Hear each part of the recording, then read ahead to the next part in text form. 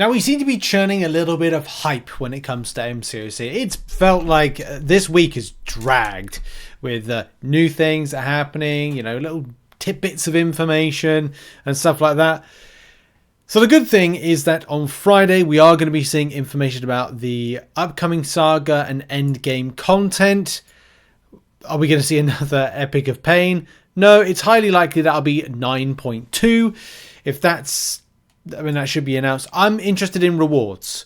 I think for the level of effort that people have had to do for Epic of Pain and the extent of what you get back from it, it would be interesting how, say, players getting the volume of stuff. Will there be more information on other stuff? Because if this is all that the live stream is going to offer, and whatever a jam-packed stream is going to be... Look, I don't want to end that. I don't want to come out of that live stream doing a recap and saying to myself, what are we looking forward to this year? Because Epic of Pain is and has been that kind of big hype-ish, but there's been nothing for people that are casual. Nothing for people to get their hopes up for improvement into reworks to different modes, rewards, you name it. And that's the thing. I don't want to come out of that live stream and go, this is and hasn't been the type of live stream that gets players excited for the rest of the year with the game, or stuff to look forward to, or quality of life improvements, or stuff that Kabam are working on that we can just go and get behind. That is my hopes for the live stream, but having high hopes and getting them dashed is always an issue.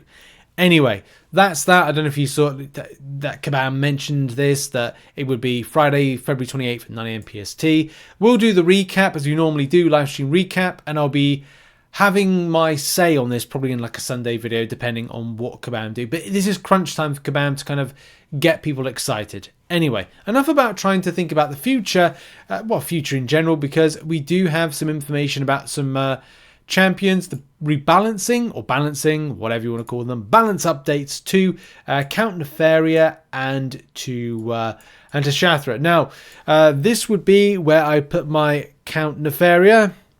If I had one, I do not have a Count Nefaria, and I don't think I have a 6-star version. I'm pretty sure I got no, I don't have a 7-star version. I don't have a 6-star version. So I am in. I was going to say void. I am void one Count Nefaria. We're going on brown with champions here.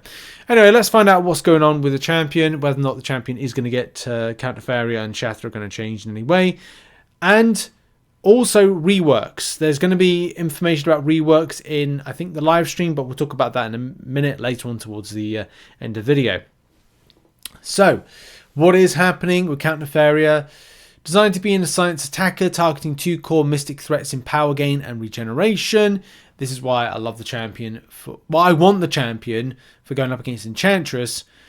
We're thrilled to see summoners capitalizing on Count Nefaria's unique combination of immunities and resistance is to tackle the hazard shift variations. And we're also seeing the power of his ionic overcharge ability shine in matchups with threatening power gain and regeneration. Currently, Count Nefaria attacker usage and effectiveness are in a healthy spot across all game modes, having landed a versatile and sustainable attacker who excels against a large group of mystic defenders. We're also happy with his defensive performance so far, with his effectiveness and fluctuating from season to season. No changes incoming for Count Nefaria.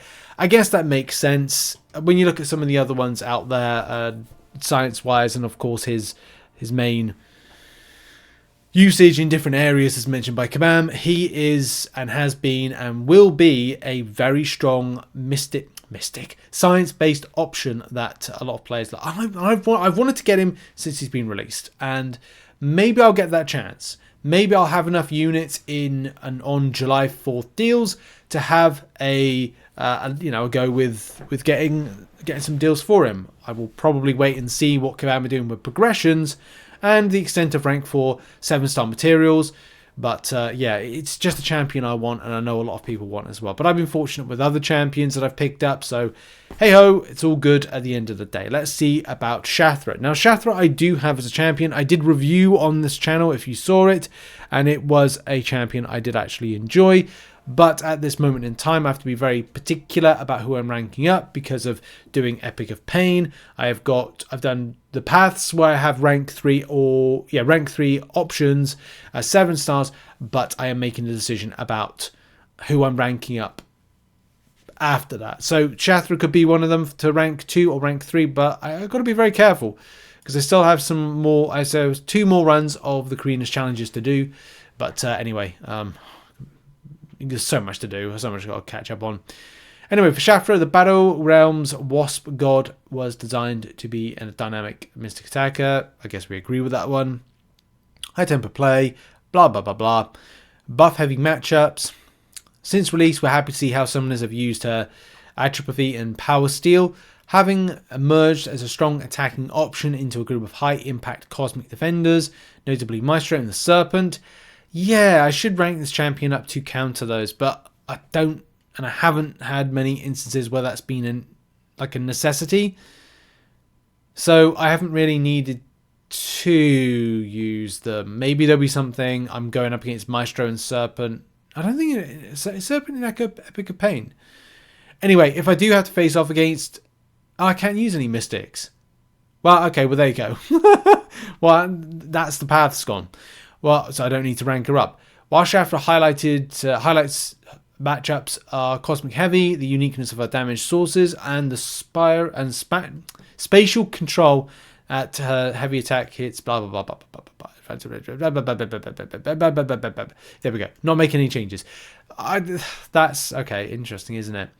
That's good, but it's kind of like a nothing burger, isn't it? I kind of feel like, yeah, it's good to have an explanation, but at the end of it, like, yeah, nah, we're not doing anything. Not doing anything at all. So what's next? No changes incoming. We're currently working on batch 1 and should have more details on the first set of updates. A reminder that Patriot is in the set with our next round of reviews. The original batch release announcement can be found here. I don't think you really need to read it.